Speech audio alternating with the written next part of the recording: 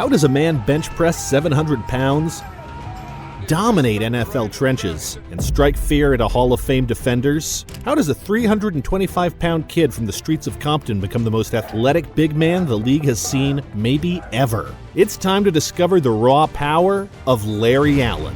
Inside the 40, the 30, and tackled at the 16-yard line. Larry Allen.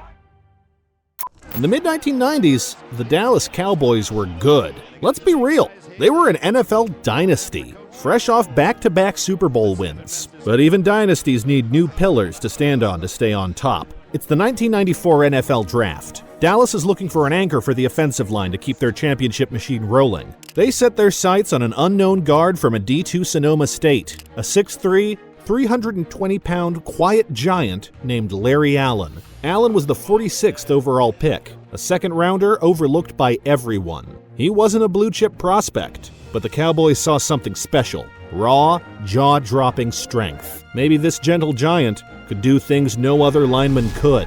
Off the field, he was soft-spoken and humble, but on the field, the Cowboys suspected he could be a one-man wrecking crew. They needed new blood, someone to carry the torch and keep the Cowboys on top. When Larry Allen shook hands with owner Jerry Jones on draft day, the question lingered. Could this little-known big man be the key to the Cowboys' next Super Bowl? But who exactly was Larry Allen, and what was he capable of? The NFL was about to find out. Larry grew up in Compton, California, very poor and living in violence. In fact, at just 9 years old, Larry was stabbed 12 times in the head and shoulder while defending his younger brother. A neighbor's kid, armed with a knife, attacked him, and young Larry barely survived. After doctors stitched up his wounds, he was left with huge scars and a fear of needles. Larry's mother, Vera Allen, was also determined to toughen up her son. "My mother said, 'I'm not raising any punks,'" Larry said. His mom actually made him fight the boy who stabbed him.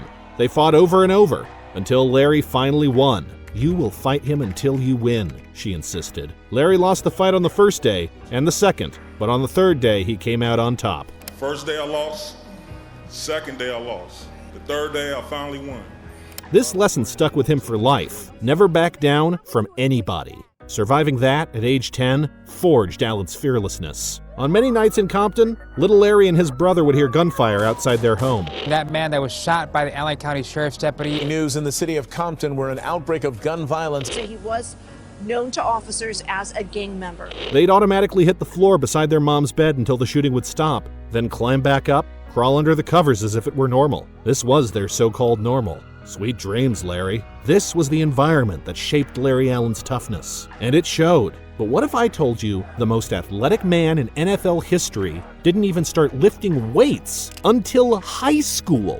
There's no Pop Warner highlight reel, no Pee Wee trophies, no victory lap for this kid. In fact, reports indicate Larry didn't start taking football seriously until around his junior or senior year of high school. Football became Larry's escape. Larry's mom, Vera, moved the family around California to find a safer environment, which meant Lucky Larry attended 4 different high schools. He didn't even play organized football until his junior year of high school.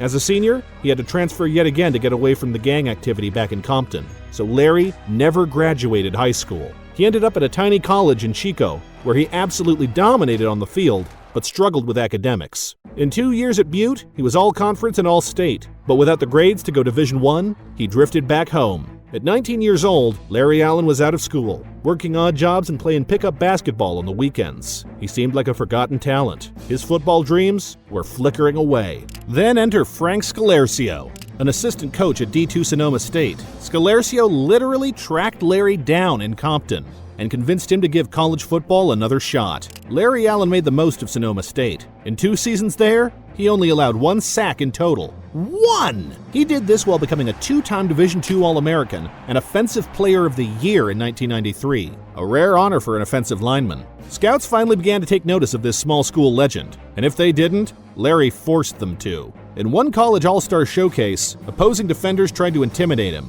Big mistake. Larry hit one of them so hard in the chest, the player was knocked out cold. He actually ended up leaving in an ambulance. But what did NFL scouts say after witnessing that hit? And how did a D2 unknown suddenly become the most athletic big man on their draft boards? The message was clear. Larry Allen could physically dominate anyone, anywhere. He quickly went from overlooked to a must-have. Some teammates had even heard the rumor that Larry could dunk a basketball, despite weighing well over 300 pounds. To see if it was true, they immediately brought him to a gym. Larry, 325 pounds, 6'3", naturally walked up in street clothes and flip-flops and threw it down. Been doing it since age 14. Larry Allen was that rare blend of brute strength and freakish athleticism that you just don't see in a big man. More like a grizzly bear. By draft day in '94, the Cowboys had done their homework on Allen. Actually, 9 other offensive linemen were drafted before him that year, and he was still an underdog. But Dallas didn't hesitate at number 46. When Jerry Jones said, "Son, would you like to be a Cowboy?" Larry's answer was simple, "Yes, sir." As a rookie, Larry mostly sat back and learned everything he could. The stage was set. The Cowboys had a new secret weapon. The question was, how quickly would they unlock his potential? The answer came sooner than anybody expected. Larry Allen was about to show the NFL exactly what a force of nature looks like. It didn't take long for Larry to make his presence felt in Dallas. By his second season, he had cracked into the starting lineup, and that's when the Cowboys' offensive line became downright scary. That year, Dallas powered its way to win Super Bowl 30, and a young Larry earned his first Super Bowl ring. He was bulldozing and opening, running lanes for Emmitt Smith and giving Troy Aikman clean pockets larger than anyone ever before. Paul, I've got to say something. As really as accomplished as the talented players that we have on this team, it pales in comparison with how mentally tough and the character that they've had. As the late 90s rolled on, Allen only got better. In 1996, he was named first-team All-Pro, arguably the best guard in football. In fact, from 1995 through 2001, Larry Allen made the Pro Bowl team every year. He even showed off by sliding to the tackle position when the team needed it. In 1998, when injuries hit the Cowboys line, Allen moved out to left tackle and held his own protecting Aikman's blind side. Think about that. He was an All-Pro guard, and he was so athletic that he could also dominate as a tackle, facing the league's fastest monsters. Allen actually ended up playing every O-line position except center in his career. No matter where he lined up, one thing was constant. He destroyed whoever was across from him.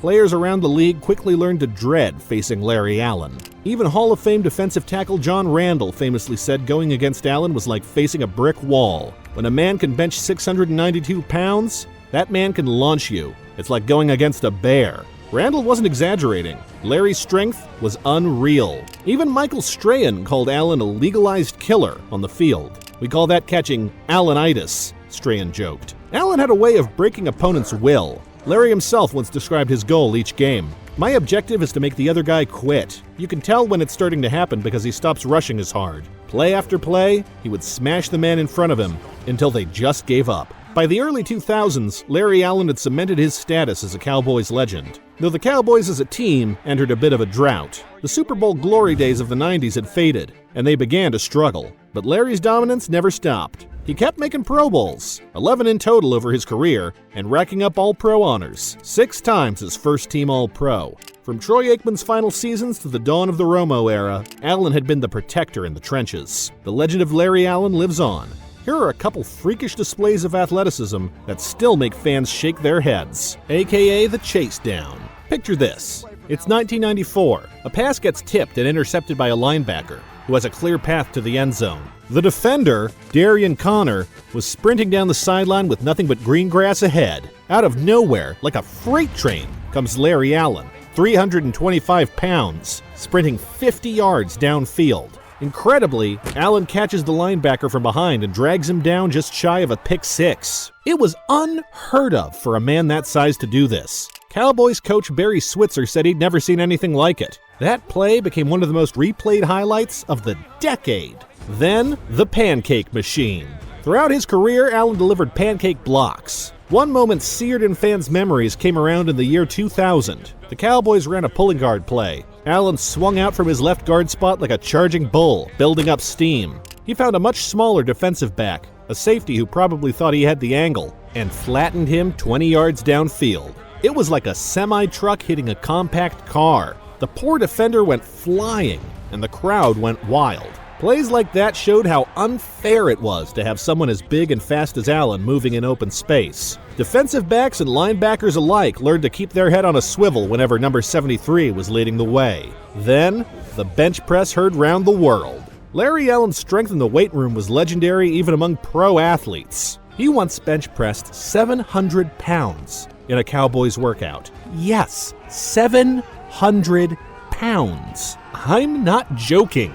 Teammates looked on in utter disbelief as Allen pushed up what amounted to almost half a ton of iron. It was about 300 pounds more than any other Cowboy in the room could bench. The story of that moment spread around the league and has become part of NFL legends. In a Pro Bowl strength competition, Allen did 43 reps of 225 pounds, essentially matching the all-time NFL Combine record, and made it look easy. He was unreal. Even though Allen famously didn't enjoy weightlifting all that much, he was just built different. A naturally strong man who could toss weight around and toss defenders around like he was their babysitter. Those feats, like chasing down a linebacker, ragdolling defenders, benching 700 pounds, even being on World's Strongest Man, turned Larry Allen into a hero. Comment below who you think could compete against Larry Allen. He was the guy every young offensive lineman wanted to be and secretly feared. If you're a fan,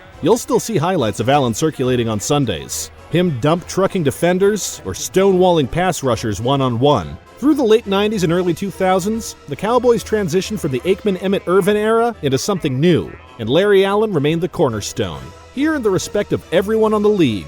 In fact, Cowboys legend Michael Irvin once said, Larry wasn't just the best lineman, he was the best player in the league, period. Week after week, year after year, Allen played at an all-pro level, even when the Cowboys struggled as a team. Every Sunday, he was out there doing his thing, giving everything he had to the star on his helmet. After 12 incredible seasons in Dallas, Larry Allen faced a new chapter. In 2006, at the age of 24, the Cowboys, shockingly, released him.